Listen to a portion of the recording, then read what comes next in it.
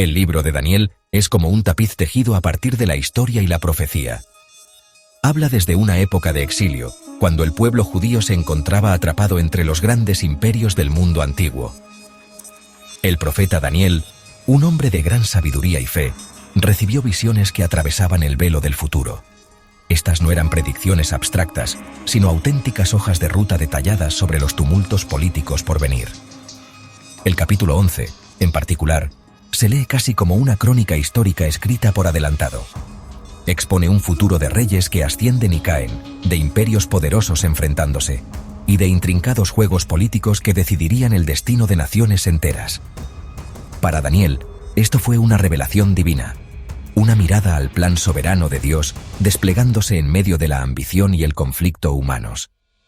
Esta increíble profecía comienza mucho antes de los acontecimientos que describe. Prepara el escenario mencionando primero a los reyes de Persia que sucederían a Ciro el Grande. La visión predice una secuencia de gobernantes, cada uno contribuyendo a las cambiantes arenas del poder en el cercano Oriente. El texto habla de su riqueza y de sus ambiciones militares, pintando un cuadro de un mundo siempre al borde de la guerra. Esto prepara el camino para un cambio de poder dramático, una transformación que reconfiguraría todo el mundo conocido. La profecía actúa como un puente, conectando el mundo familiar del imperio persa con una nueva y formidable fuerza que surgiría desde Occidente, una fuerza que barrería el antiguo orden con una rapidez y poder sin precedentes. El verdadero foco de este capítulo profético es el enorme impacto que estas luchas geopolíticas tendrían sobre una tierra muy concreta, Judea. Este pequeño territorio estaba geográficamente atrapado, una especie de puente terrestre entre las grandes potencias del norte y del sur. Durante siglos, estaba destinado a ser un campo de batalla, un trofeo que se ganarían y perderían reyes extranjeros que poco se preocupaban por su gente o sus tradiciones sagradas. La visión de Daniel, por tanto, es profundamente personal para su audiencia. Es tanto una advertencia como una promesa, mostrando que incluso cuando los grandes imperios rugen y su tierra es pisoteada, una mano divina guía los acontecimientos, y su historia no se olvida en el gran flujo de la historia. El lenguaje profético es sorprendentemente directo. Habla de un rey poderoso que surgirá y hará lo que le plazca, estableciendo un dominio vasto. Esto no es una predicción vaga o mística, sino una referencia clara a una figura histórica concreta cuya llegada sería un momento crucial. La visión detalla luego la fragmentación de este gran reino, explicando que no pasaría a los descendientes del rey, sino que sería roto y dividido. Esta fragmentación es clave para entender los conflictos posteriores. La profecía sienta meticulosamente las bases para una larga y amarga rivalidad entre dos reinos sucesores, el rey del sur y el rey del norte, preparando el escenario para generaciones de guerra. La historia revela que ese rey poderoso no es otro que Alejandro Magno de Macedonia. En el siglo IV a.C., irrumpió desde Grecia con un ejército de destreza sin igual y una visión de un mundo unificado. Marchó hacia el este, desmantelando con rapidez el otrora invencible imperio persa en una serie de campañas tan brillantes como brutales. La ambición de Alejandro era legendaria. Conquistó territorios desde Egipto hasta las fronteras de la India, creando el mayor imperio que el mundo había visto hasta entonces. Su gobierno fue absoluto y su influencia transformadora, difundiendo la cultura, el idioma y las ideas griegas por todo su vasto dominio. Fue, en cierto modo, una fuerza de la naturaleza, un torbellino de conquista que redibujó el mapa del mundo antiguo en poco más de una década de campañas implacables. Pero, tal como lo predijo la profecía, el magnífico imperio de Alejandro no sobrevivió a su muerte. Falleció joven, a los 32 años, sin un heredero claro y capaz que pudiera sucederle en el trono. Su vasto reino, mantenido unido por su genio y carisma personales, comenzó a fracturarse de inmediato. Sus generales más poderosos, conocidos como los diádocos o sucesores, se enfrentaron entre sí, repartiendo el imperio en partes para cada uno. El sueño de un mundo helenístico unificado murió con Alejandro. Lo que siguió no fue la paz, sino décadas de guerras civiles salvajes, en las que estos comandantes ambiciosos lucharon encarnizadamente por la supremacía, sumiendo al mundo en el caos. De este vacío de poder surgieron finalmente 4 reinos principales, tal como sugería la visión de Daniel. Casandro tomó Macedonia y Grecia, Lisímaco se quedó con Tracia y parte de Asia Menor, pero los dos más poderosos y duraderos fueron el reino ptolemaico en el sur y el imperio seleucida en el norte. Ptolomeo, uno de los generales más cercanos a Alejandro, aseguró Egipto y fundó una dinastía estable y rica que duraría 3 siglos. Mientras tanto, Seleuco, otro comandante formidable, se hizo con el control de los vastos territorios orientales, incluyendo Mesopotamia, Persia y Siria. Estas dos grandes potencias eran ahora vecinas, y su proximidad inevitablemente llevaría al conflicto. Esta división preparó el escenario para el drama central de Daniel 11. El rey del sur pasó a ser el título de los gobernantes ptolemaicos de Egipto, con su capital en Alejandría. El rey del norte hacía referencia a los gobernantes seleucidas, con sede en Siria y Mesopotamia, y su capital en Antioquía. La tierra de Israel quedó atrapada justo entre ellos. Durante el siglo y medio siguiente, estas dos superpotencias helenísticas se enzarzaron en una serie de conflictos conocidos como las guerras sirias. Lucharon sin descanso por el control de la estratégica región de Coele Siria, que incluía Judea. El pueblo de Israel se convirtió en peón en un gran juego jugado por reyes extranjeros. La profecía de Daniel 11 se desarrolla con una precisión asombrosa, describiendo la compleja danza de guerra, diplomacia y traición entre los ptolomeos y los seleucidas.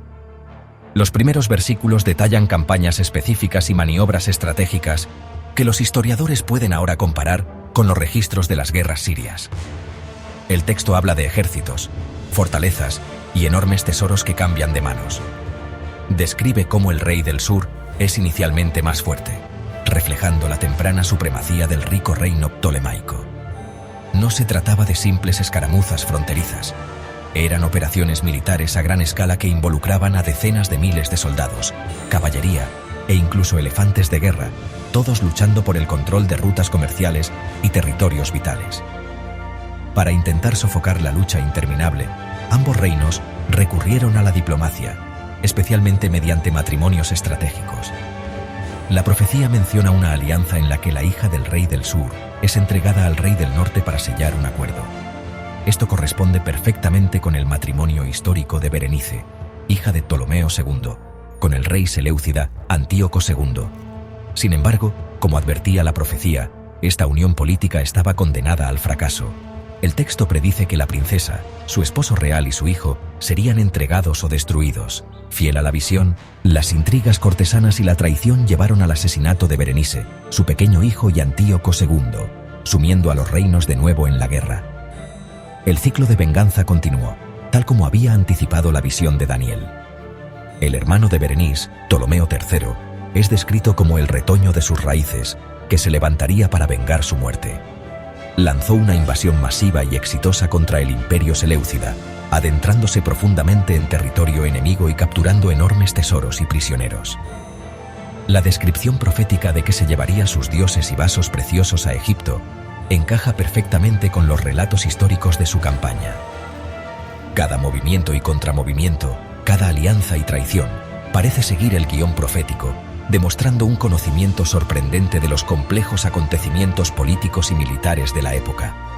Esta larga y amarga rivalidad vio cómo la fortuna cambiaba de manos una y otra vez. El texto describe grandes batallas donde se reúnen ejércitos enormes, solo para que uno de ellos sea derrotado y humillado.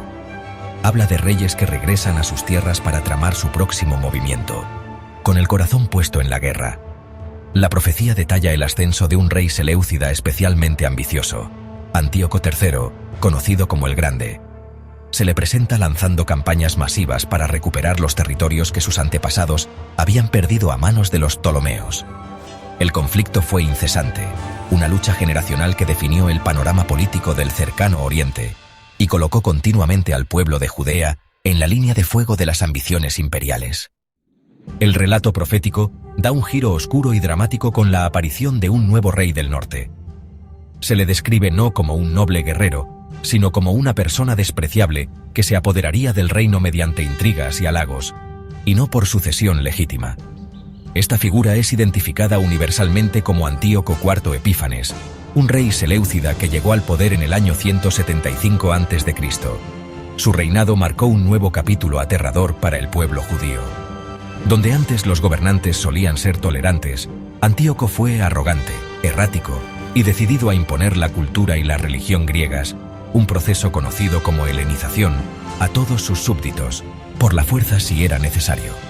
Su ira contra el pueblo judío se encendió tras un humillante enfrentamiento con una nueva potencia emergente en Occidente, Roma. Tras verse obligado a abandonar su invasión de Egipto, Antíoco volcó su furia en Judea en su camino de regreso a Siria. La profecía dice que actuaría contra el Pacto Santo. Marchó sobre Jerusalén, masacró a miles de sus habitantes y saqueó el sagrado templo de sus tesoros. Fue un acto de sacrilegio sin precedentes.